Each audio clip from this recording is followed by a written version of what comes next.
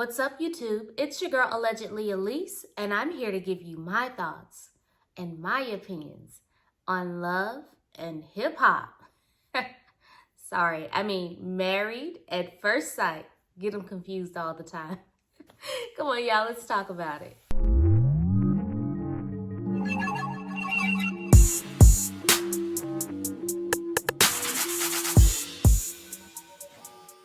Before we get started, quick special shout out goes to my subscribers. Thank you so much for your support. Thank you for watching. Thank you for subscribing. Thank you for everything that you do to support this channel. Also, I would like to give a special shout out to Sherry D.A., Javon, Doja Cat, and Brown Sugar and Spice. Thank you so much for your comments. I really enjoyed talking to you in the chat. If you are new to this channel, thank you so much for stopping by. I hope that something moves you to like, share, and subscribe. Now let's get into it. First up is Eric and Virginia. And Eric actually admits that now that he's had a chance to watch himself back, he did kind of come off away.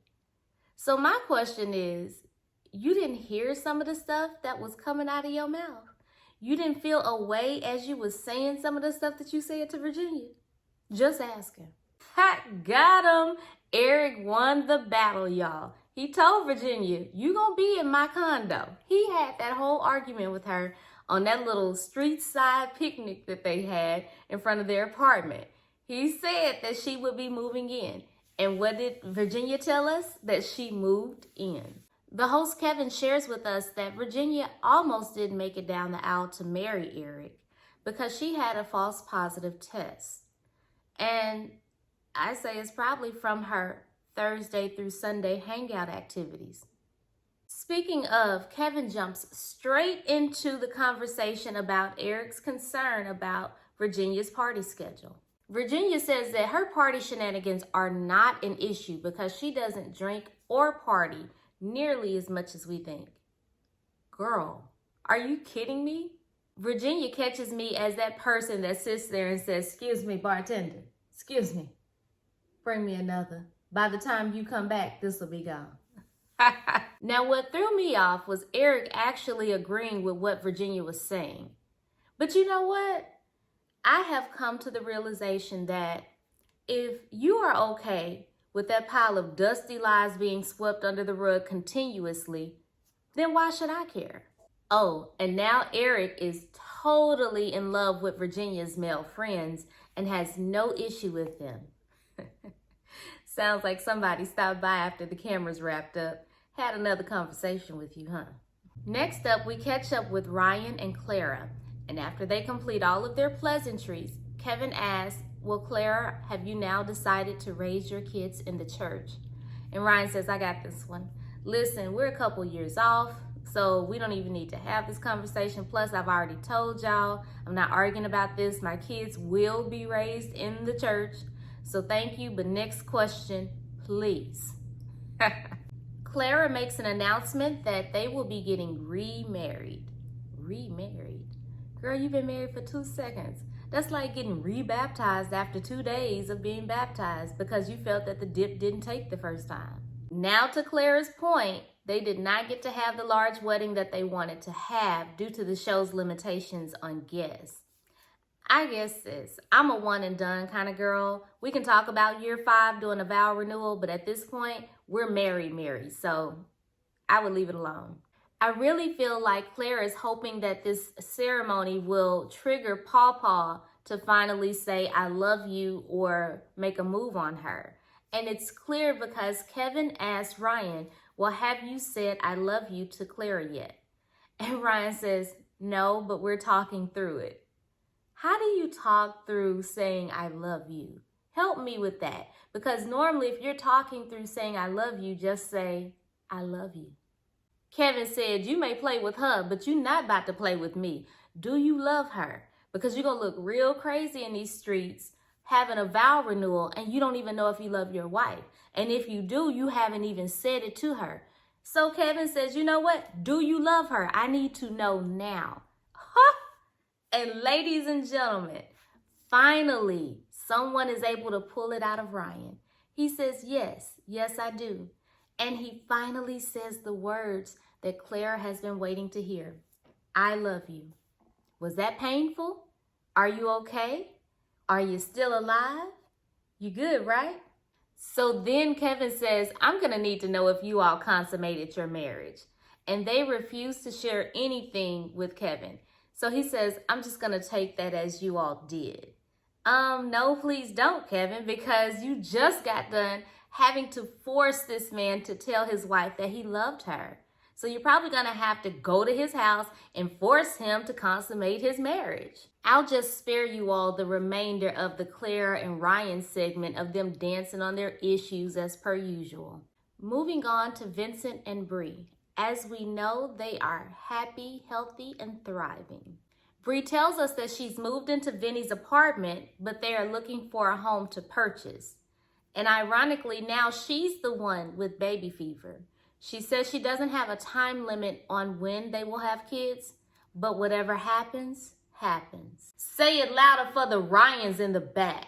Now they discuss Bree being tagged as bossy, and Vincent finally gives me what I needed him to say to the world, and that's Bree's not bossy. She knows what she wants. Good job, you went home and studied. They move on to discuss Vincent's Godfather moments and why they were happening so much. And to Vincent's point, he shares that he was very hyper aware of the fact that the cameras were there, millions of people would be watching, and so he overreacted because he wanted to come off perfect to the cameras and to us. There's no secret that this has literally been my favorite couple from the beginning of the season. So there's only one thing that I have left to do. I have to retire the Godfather voice and let it sleep with the fishies. R.I.P. Godfather Vinny's behavior. Side note, this is really why I'm not feeling the production team this season. They show us a whole unaired scene of Vincent creating a boot camp and calling himself Coach Vinny. It was so cute and fun to watch him and Bree, because she participated, she jumped right in, and it was funny, light, and cute. But for some reason, production didn't want us to see funny, light, or cute. They need a time filler, so Kevin sits down and meets with all the ladies. And the shade immediately rolls out when he says, you get married and you get a husband. Well, some of y'all get a husband. But you form a bond with the other ladies that are going through this process. Let's talk about how you all have formed your bond. Now, as Kevin looks at Paige like, girl, why are you talking? She says that we formed a bond because no one else can understand what we're going through. Nah, sis, no one else can understand what you chose to put yourself through. So Kevin moves on and he tries to help out Jacob when he asks Haley to clear up any assumptions that people may have about her having issues with their physical connection. And Haley says, what are we clearing up? Haley, that's not cute, sis. People could actually start to assume that something was wrong with you as well. Keep it cute, sis. Keep it cute. Kevin hits Paige with the, you watched all the couples in their relationships going right. How hard was it knowing that yours was going wrong? I would have told her, that's rhetorical, don't answer, just sit there and think about it so that you won't let it happen again. Kevin then asked the ladies, well, what kind of advice did you give Paige since y'all claim y'all so close? Bree says, I told her to tell him that's some bull and keep it pushing because you need to love yourself first. Why didn't you take that advice? But here comes old Virginia with the she's stronger than me spiel. Don't say that. No one should have to be put through that, no matter how strong or weak somebody may be or how strong or weak you think that they are. Please stop making this sound like it's a heroic thing that she did. It's not. It's damage. Now on to Chris and Paige, a Tyler Perry production. Chris shares that since decision day, they've been going to counseling together and they've even discussed moving in together. Ultimately, they did not move in together and they are not still together. Paige decides yet again to defend this grown, able-bodied man when she says all of the blame should not be put on Chris, This was a mutual partnership. Kevin says, okay, well, since you're in a defending mood, how about you watch this video clip of what he had to say about you? Because we're in the middle of a season and we're filming this reunion while everything's playing back. You haven't seen this clip yet. I want to see your face. And I want to know if you still have that same defense after you watch this video. They played the clip of Chris saying to Pastor Cal that he wasn't attracted to the face. Now, of course, Chris comes prepared with a statement. I just so happen to have a copy of it right here. It says, let's see here. Thank you all for coming out to eat fresh. I hope that many years are to come of this. Sorry, it's the wrong statement. Here it is on the back. Dear Paige, my bad. Oh my God, y'all. Kevin is not here to play today. He said, I know you got help and got prepped by the Tyler Perry Academy, but you new to media training. I'm true to it. So he asked Paige, why were you continuously physically intimate with this man? And Chris tells her, don't talk about it. And so all of a sudden, Paige says, I don't want to talk about it. I want to be respectful. Oh, now you want to be respectful? High horse moment, y'all. So really, you want to be respectful now? After you sat down prior to marriage and told the girls what a man could do to your groceries? Really? After sitting down with his stranger parents and telling them all the deets about y'all consummating your marriage over and over and over, now you want to be respectful? And after allowing this man to dog walk you on TV, now you want to be respectful? Now you want to be respectful, sis. Now you want to be respectful. I am now convinced that Paige needs the type of help where you spend time hugging yourself for a long time. Kevin is out here earning this good reunion check. He asked Chris, well, when did you know that Mercedes was with child? Chris has to pause to keep that silly smirk in character. Fighting his way through laughter, Chris says, after I got married. He also tells Kevin that when he got married, no other woman was on his mind. Sir, that's a whole lie. You spent that whole entire wedding scene talking about your ex to whoever would listen. Kevin, I see you done passed by my little YouTube channel. Did you make sure that you like, share, and subscribed before you stole my little line of Chris? You bought a Mercedes for Mercedes. He even moved a little bit when he said it. I see you, Kevin. I see you. He asks if she still has the Mercedes, and Chris says he doesn't want to answer and offend Paige. You ain't doing that all season. Why stop now? Now I'm going to revisit my alleged opinion when he first told Paige that he got that Mercedes for Mercedes.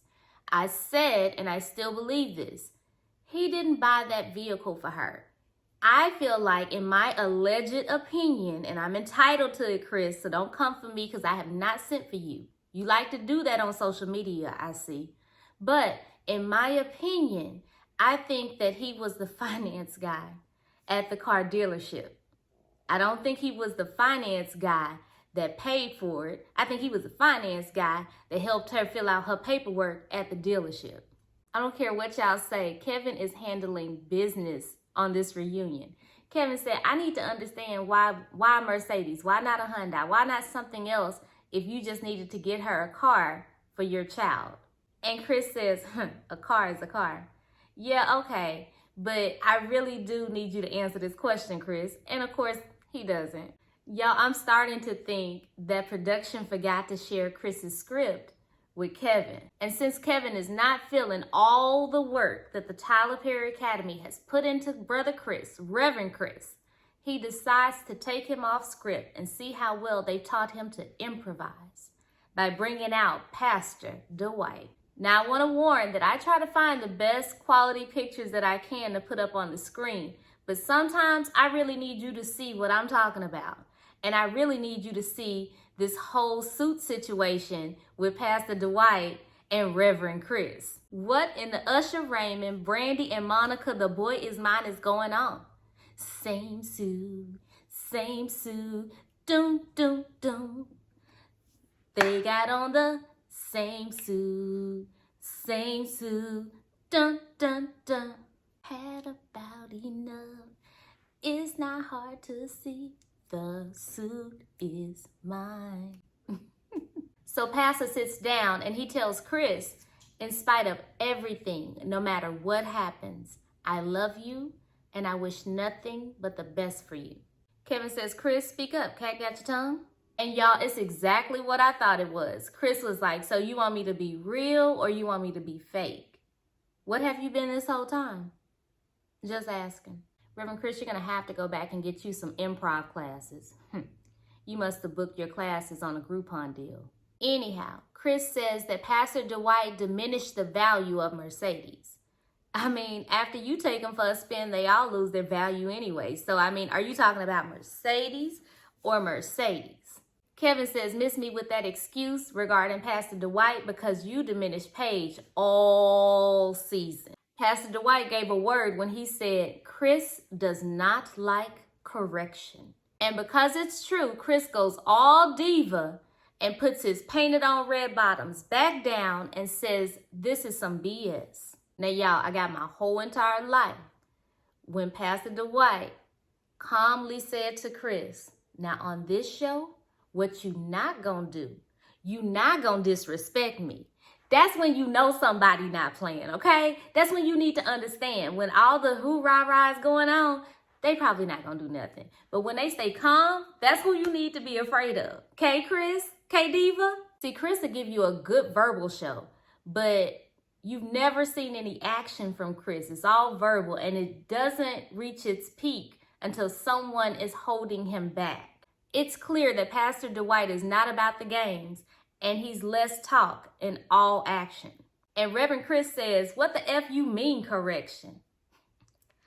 You know, I bet you that your prayers don't make it past the ceiling. If anyone is out there today and you have received prayer from Reverend Chris, please seek a secondary prayer today. Kevin says, Chris, you know, at first you were giving me a fall from grace, and now you're just giving me flat out Medea. Stop. Take a moment. Gather yourself and your lines. Chris continues to verbally go off on Pastor Dwight, and Paige decides to break up something that doesn't need to be broken up with her butt. I'm sorry, Paige. Maybe you weren't trying to do this, but you completely lost me with standing up and putting your behind in front of the pastor's face. That's a whole married man, sis. I don't know why you and Chris are out here testing Pastor Dwight and his wife's gangster. Maybe you weren't trying to be offensive, but this was totally offensive for you to put your behind in any married man's face. Think about stuff before you do it, Paige. That's probably what's wrong is you don't think. You just do and assume that your intentions were carried over as pure and good. Do better, Paige. Now, to my point, as I've stated before, Chris waits till someone is either holding him back or in between him and whoever he is into it with. Chris jumps up and storms out and makes idle threats on the way out the door. And let me say, it really does take a strong man to show some self-control the way that Pastor Dwight did, because I would have gave Chris everything that he asked for. Meet you outside. Well, here I come. Quick side note, looks can be deceiving. So let me say, if the cameras had never been around and I ran into Chris and he was with Pastor Dwight and the other guy that was on the show with him, I would probably think that Chris was a man about his business.